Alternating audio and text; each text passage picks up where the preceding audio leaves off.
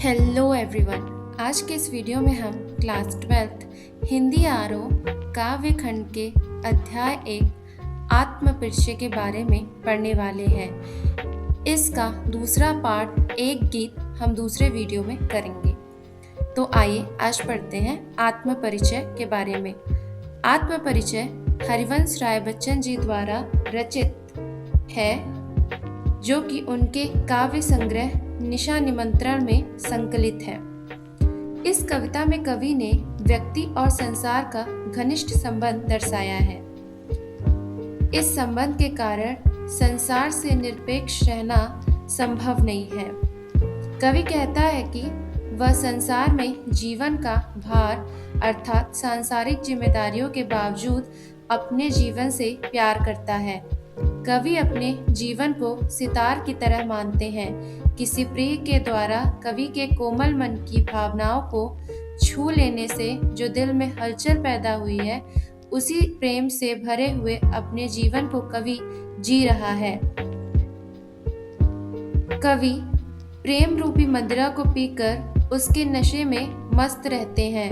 कवि के अनुसार यह पूरा संसार उन्हीं लोगों को अधिक महत्व देता है जो संसार के अनुसार चलते हैं तथा उनका गुणगान करते हैं, लेकिन कवि अपने मन की इच्छा के अनुसार चलता है, अर्थात वह वही करता है जो उसका मन कहता है।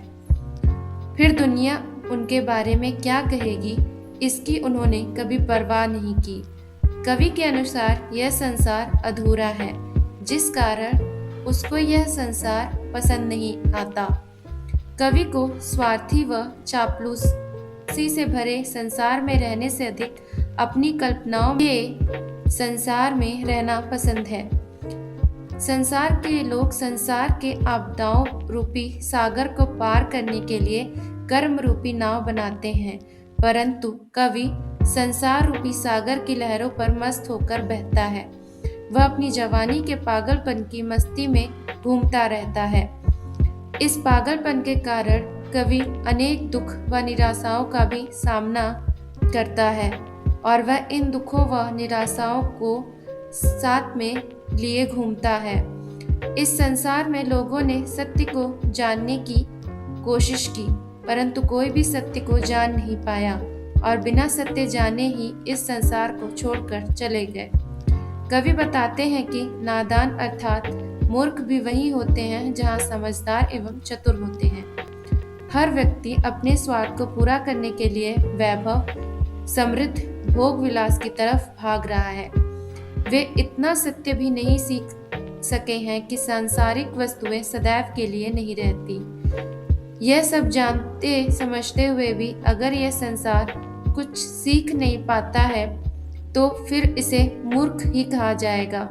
कवि इस बात को जान चुका है, इसलिए जो भी सांसारिक बातें कवि ने सीखी है वह उनको भूलना चाहता है, क्योंकि कवि अपनी मस्ती में रहते हुए अपने मन के अनुसार जीना चाहता है। कवि जिस तरह का व्यक्ति है, संसार उससे बिल्कुल अलग है। कवि हर रोज अपनी कल्पना के अनुसार संसार का निर्माण करता है और फिर उसे मिटा देता है।